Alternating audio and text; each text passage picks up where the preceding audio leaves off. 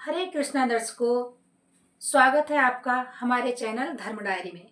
और देखिए, आज की वीडियो में हम लेकर आए हैं श्रीमद् भगवत गीता के दूसरे अध्याय का महत्व। श्री भगवान कहते हैं, लक्ष्मी, प्रथम अध्याय के महात्म्य का उत्तम उपाख्यान मैंने तुम्हें सुना दिया। अब अन्य अध्यायों के महात्म श्रवण करो। दक्षिण दिशा में वेद वेदता ब्राह्मणों के पुरंतरपुर नामक नगर में श्रीमान देव शर्मा नाम का ब्राह्मण रहता था। वे अतिथियों के पूजक, स्वाध्यायशील, वेद शास्त्रों के विशेषज्ञ, यज्ञों का अनुष्ठान करने वाले और तपस्वियों के सदा ही प्रिय थे। उन्होंने उत्तम द्रव्यों के द्वारा अग्नि में हवन करके दीर्घ काल तक देवताओं को तृप्त किया, किंतु उन धर्मात्मा ब्राह्मण को कभी सदा रहने वाली शांति ना मिली। वे परम कल्याण में तत्व का ज्ञान प्राप्त करने की इच्छा से प्रतिदिन प्रचुर सामग्रियों के द्वारा सत्य संकल्प वाले तपस्वियों की सेवा करने लगे। इस प्रकार शुभ आचरण करते हुए उन्हें बहुत समय बीत गया। तदंतर एक दिन पृथ्वी पर उनके समक्ष एक त्यागी महात्मा प्रकट हुए। वे पूर्ण अनुभवी और नासिका के अग्रभाग पर दृष्टि रखने वाले तथा शांति चित्त थे। निरंतर परमात्मा के चित्त में संलग्न हो वे सदा आनंद विभोर रहते थे। देव शर्मा ने उन नित्य संतुष्ट तपस्वी को शुद्ध भाव से प्रणाम किया और पूछा, महात्मन, मुझे शांतिमयी स्थिति कैसे प्राप्त होगी? तब उन आत्मज्ञानी संत ने देव शर्मा को सोमपुर ग्राम के निवासी मित्रवान का, जो बकरियों का चरवाहा था, परिचय दिया और कहा, वहीं तुम्हें उपदेश देगा। यह सुनकर देव शर्मा ने महात्मा के चरणों की वंदना की और समृद्धिशाली सोमपुर ग्राम में पहुंचकर उसके उत्तर भाग में एक विशाल वन देखा। उसी वन में नदी के किनारे एक शिला पर मित्रवान बैठा था। उसके नेत्र आनंदित निश्चल हो रहे थे। वह अपलक दृष्टि से देख रहा था। वह स्थान आपस का स्वाभाविक बैर छोड़कर एकत्रित हुए परस्पर विरोधी जंतुओं से घिरा था। वहां उद्यान में मंद मंद वायु चल रही थी। मृगों के झुंड शांत भाव से बैठे थे और मित्रवान दया से भरी हुई आनंदमयी मनोहारिणी दृष्टि से पृथ्वी पर मानो अमृत छिड़क रहा था। इस रूप में उसे देखकर देव शर्मा का मन प्रसन्न हो गया। वे उत्सुक होकर बड़ी विनय के साथ मित्रवान के पास गए। मित्रवान ने भी अपने मस्तक को किंचित नवाकर देव शर्मा का सत्कार किया। तदंतर विद्वान देव शर्मा अनन्य चित्त से मित्रवान के समीप गए और उस के ध्यान का समय समाप्त हो गया। उस समय उन्होंने अपने मन की बात पूछी।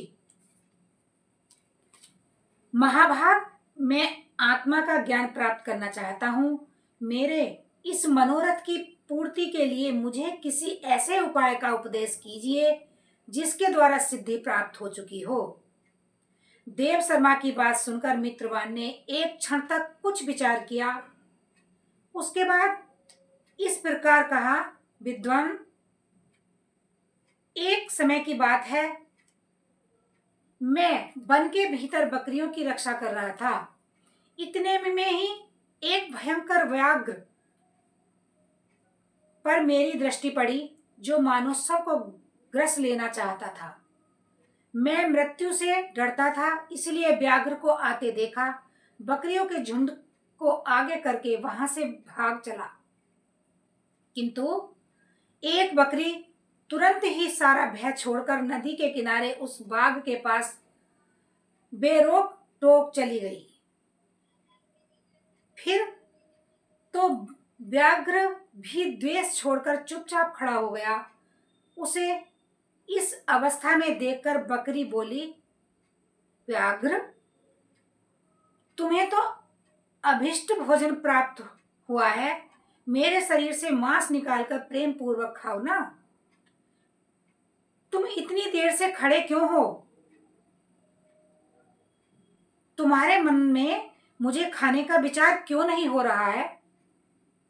व्याघ्र बोला, बकरी, इस स्थान पर आते ही मेरे मन से द्वेष का भाव निकल गया, भूख प्यास भी मिट गई, इसलिए पास आने पर भी अब मैं तुम्हें खाना नहीं चाहता।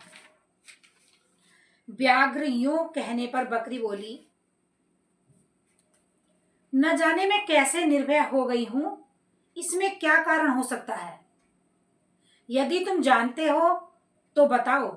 यह सुनकर व्याघ्र ने कहा, मैं भी नहीं जानता, चलो सामने खड़े हुए इन महापुरुषों से पूछें।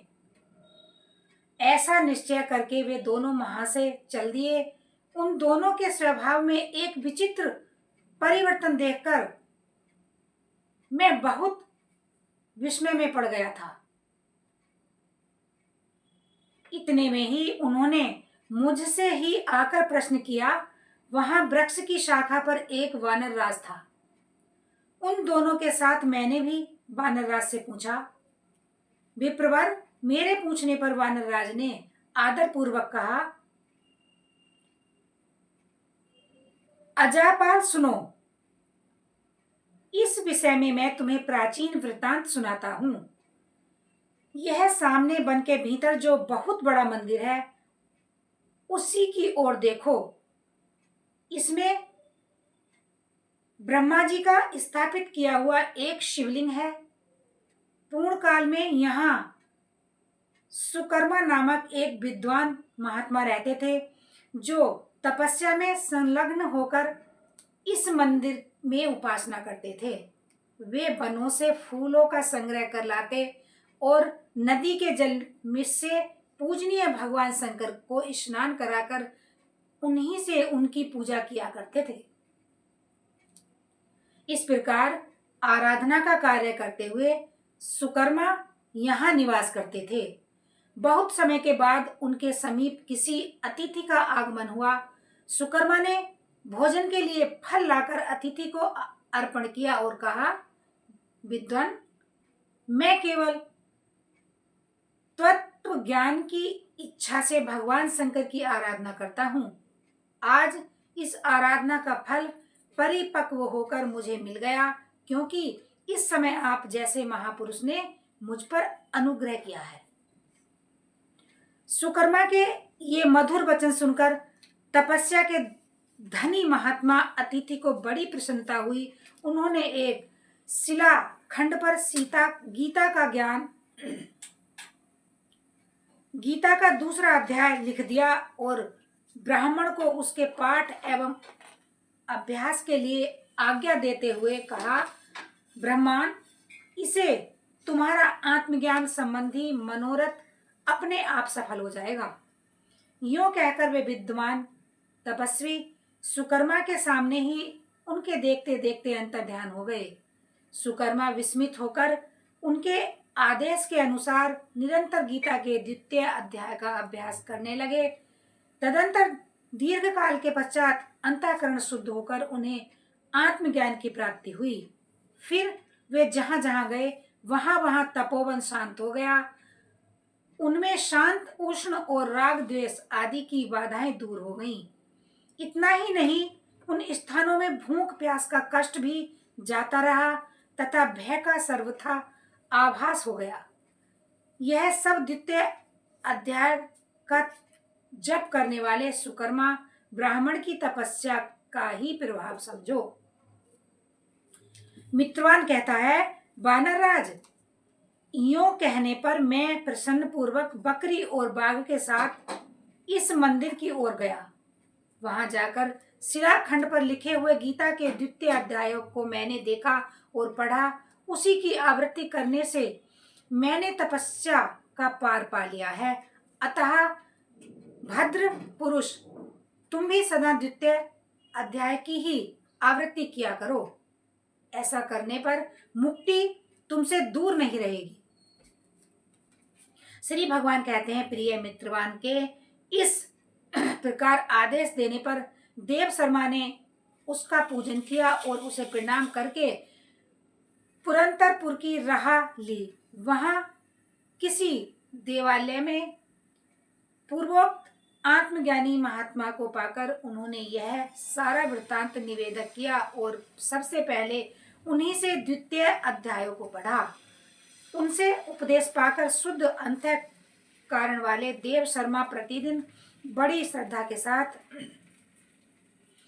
द्वितीय अध्याय का पाठ करने लगे। तब से उन्होंने अनवग प्रशंसा के योग्य परम पद को प्राप्त कर लिया। लक्ष्मी यह द्वितीय अध्याय का उपाख्यान कहा गया है। जय श्री कृष्ण दोस्तों, देखो ये वीडियो हम यहीं समाप्त करते हैं। और अगर आपको हमारी ये वीडियो पसंद आ रही हो तो हमारा चैनल सब्सक्राइब करें और लाइक करें। धन्यवाद। जय श्री कृष्ण।